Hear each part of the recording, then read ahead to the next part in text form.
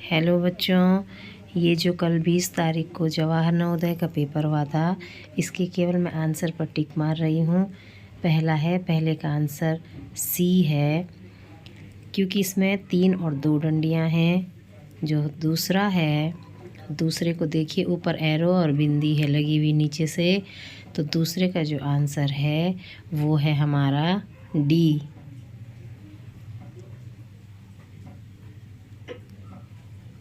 तीसरा है हमारा, पहले में 4 बॉक्स, जो पहला, तीसरा और चौथा है इनमें 4-4 बॉक्स हैं, लेकिन जो हमारा बी वाला है उसमें हमारे 4 और 4 8 बॉक्स हैं, इसलिए बी वाला है इसका आंसर। जो क्वेश्चन नंबर 4 है, इसमें कोण बना हुआ है और ए बी सी में एक जैसा है, लेकिन डी वाला जो कोण है वो हमारा मिला हुआ है। क्वेश्चन नंबर 5 देखिए आप। क्वेश्चन नंबर 5 में जैसी आकृति हमें इन चारों में से ढूंढनी है, तो बी वाली जो आकृति है वो इस आकृति की तरह है। अब जो हमारा 6 वाला है, 6 वाला आकृति को देखिए आप। जैसे आकृति 6 में बाईं तरफ बनी हुई है, दाईं तरफ में जो 6 वाली आकृति है वो हमारी डी है। क्वेश्चन नंबर 7 में जो हमारी इस तरफ की आकृति है उसकी जैसी आकृति हमारी डी में बनी हुई है। क्वेश्चन नंबर 8 में देखिए, जो हमारी बाईं तरफ की आकृति है, ऐसी आकृति हमारी बी वाली आकृति है। अब नेक्स्ट क्वेश्चन है क्वेश्चन नंबर 9। क्वेश्चन नंबर 9 में जो बाईं तरफ की आकृति है उनमें से एक हिस्सा इन्होंने लुप्त किया हुआ है और हमने इन चारों में से देखना है, तो ए है 9 का आंसर। जो क्वेश्चन नंबर 10 है, क्वेश्चन नंबर 10 में जो चौथा भाग है उसके जैसा हमें ढूंढना है, तो हमारा इसका बी आंसर है, क्योंकि इसके बीच में एक काला डॉट है तो वो बी में डॉट है, तो 10वें का बी। जो 11वां है, 11वें में हमें गोले को पूरा करते हुए इस चित्र को बनाना है, इसका आंसर है सी। जो हमारा क्वेश्चन नंबर 12 है, 12 का आंसर है हमारा डी, क्योंकि डी आकृति 12वें की बाईं तरफ की आकृति को पूरा करती है। अब है हमारा इसका भाग 4। इसमें आकृति हमें इस पैटर्न को पूरा करते हुए आगे बढ़ाना है। जो हमारा क्वेश्चन नंबर 13 है, 13 का आंसर है हमारा बी। अब जो हमारा क्वेश्चन नंबर 14 है, 14 का जो हमारा आंसर है वो आंसर है हमारा ए। अब है क्वेश्चन नंबर 15।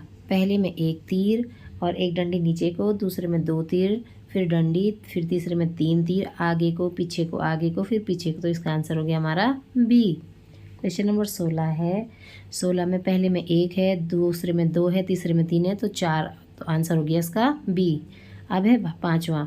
हमने इसमें से इस साइड की आकृति में अनुपात वाली आकृति है, जैसे पहले में गुणा किया हुआ है और उसके बाद आगे से केवल गोले हैं, तो इसका आंसर हो गया सी। अब है 18वां। लाइन है 4 और बीच वाली लाइनों को जोड़कर बॉक्स बनाया गया है, तो ऐसे इसका आंसर हो गया सी। अब हमारा क्वेश्चन नंबर 19 का जो हमारा आंसर है वो है बी। जो हमारा क्वेश्चन नंबर 20 है, क्वेश्चन नंबर 20 का जो आंसर है हमारा वो है हमारा सी। अब जो हमारा नेक्स्ट क्वेश्चन है क्वेश्चन नंबर 21 में हमें इन आकृतियों को जो हमारे दाईं तरफ दे रखी है उन्हें इधर की आकृतियों के साथ फिट करना है, तो ए है पहले का। जो 22वां है, 22वें का भी ए है। क्वेश्चन नंबर जो 23 है, 23वें का आंसर हमारा सी है। जो हमारा 24वां है, 24वें का आंसर है बी।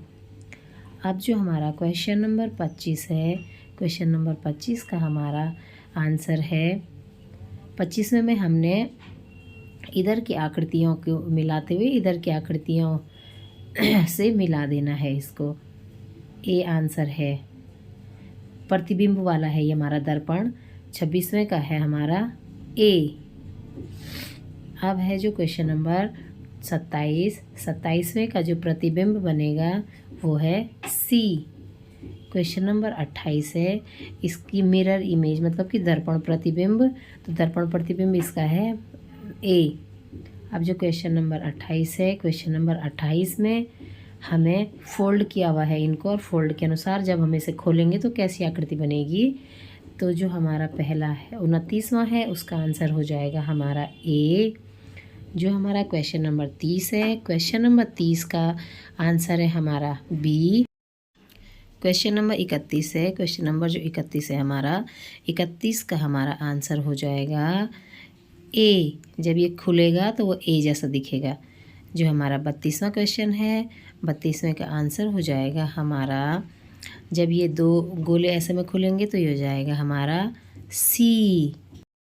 अब है हमारे इससे आगे क्वेश्चन नंबर 33 इनको हमने जोड़ देना है जो भी ये टुकड़े हैं, तो 33वें का आंसर है हमारा बी।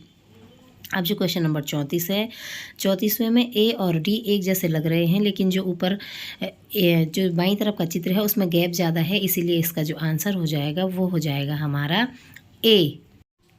क्वेश्चन नंबर 35 है, क्वेश्चन नंबर जो 35 है इसका आंसर है हमारा ए। जब हम इनको चिपकाएंगे आपस में तो ये हमारा ए आकृति बनाएगी।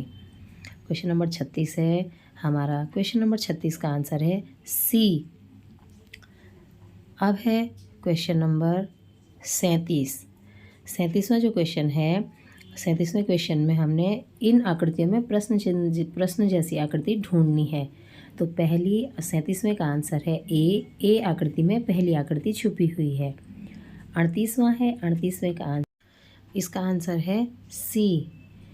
अब है क्वेश्चन नंबर 39वें का जो आंसर है हमारा वो है हमारा ए, क्योंकि हाँ अब ये आकृति हमारी बाईं आकृति की तरफ छुपी हुई है। जो 40वां है, 40वें का है हमारा सी। अब जो इससे आगे है हमारे गणित के क्वेश्चन हैं।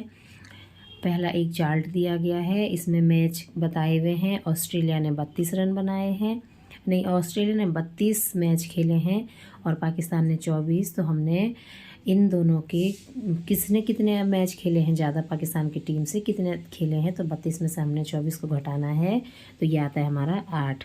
तो जो मैथ्स के क्वेश्चन हैं इन सब का आंसर मैं सॉल्व करके आपको अलग वीडियो में बताऊँगी। इसमें मैं केवल आंसरों पर टिक मार रही हूँ। 42वें का जो आंसर है हमारा वो है हमारा ए। जो हमारा क्वेश्चन नंबर 43 है, 43वें का आंसर है सी। क्वेश्चन नंबर जो हमारा 44 है, 44वें का जो हमारा आंसर है वो है डी। क्वेश्चन नंबर 45 है, इसका आंसर है ए। क्वेश्चन नंबर 46 का आंसर है डी। क्वेश्चन नंबर 47 का आंसर है बी। क्वेश्चन नंबर 48 का आंसर है बी 2195। अब क्वेश्चन नंबर 49 का है बी 26। इसी के बगल पे 55 वाला बता दूंगी मैं पहले। 55 का आंसर है ए। अब है 50वां क्वेश्चन, 50 का आंसर है डी। 56 का आंसर है डी।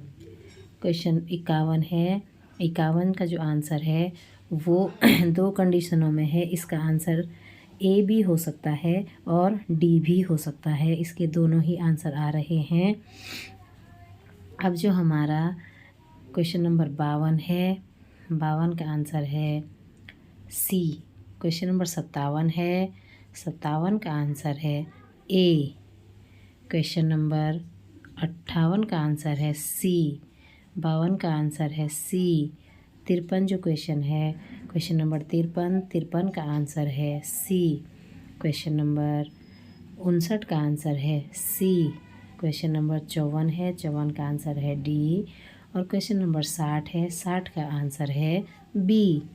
अब हमारे इसके बाद हिंदी के क्वेश्चन 20 क्वेश्चन हैं। हिंदी के जो हमने आंसर देने हैं वो इस अनुच्छेद को पढ़ करके इसी में क्वेश्चनों के आंसर छिपे हुए हैं। इसमें सुंदरलाल बहुगुणा जी के बारे में बताया गया और उसी से संबंधित प्रश्न पूछे हुए हैं। तो हमने अनुच्छेद से प्रश्नों के उत्तरों को ढूंढ करके देना है। तो 61 क्वेश्चन है, सुंदरलाल बहुगुणा वो एक महान पर्यावरणवादी थे। उनका गाँव हरे भरे वनों से घिरा हुआ था। वनों की कटाई के परिणाम स्वरूप विनाशकारी बाढ़, ए आंसर है, आने लगी।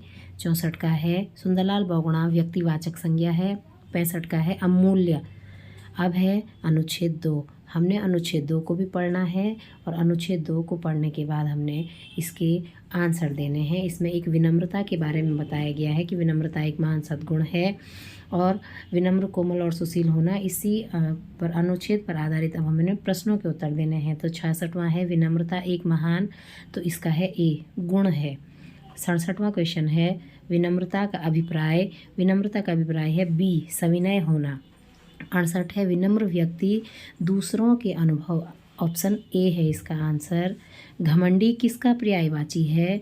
तो घमंडी अक्खड़ का पर्यायवाची है। जिद्दी का विलोम बताना है, तो जिद्दी का मतलब होता है जिद करना और सहमत है, इसका सी है इसका आंसर। इसके बाद हमारे फिर से 2 अनुच्छेद दिए गए हैं। अनुच्छेद 3 में है, हमने अनुच्छेद 3 को पढ़ना है और उसके आंसर देने हैं। अनुच्छेद 3 जो है हमारा, कृतज्ञता ज्ञापन का एक महान सद्गुण है जो प्रत्येक मनुष्य में होना चाहिए। यह एक अनुभूति है जिसके द्वारा हम किसी के प्रति धन्यवाद अभिव्यक्त करते हैं।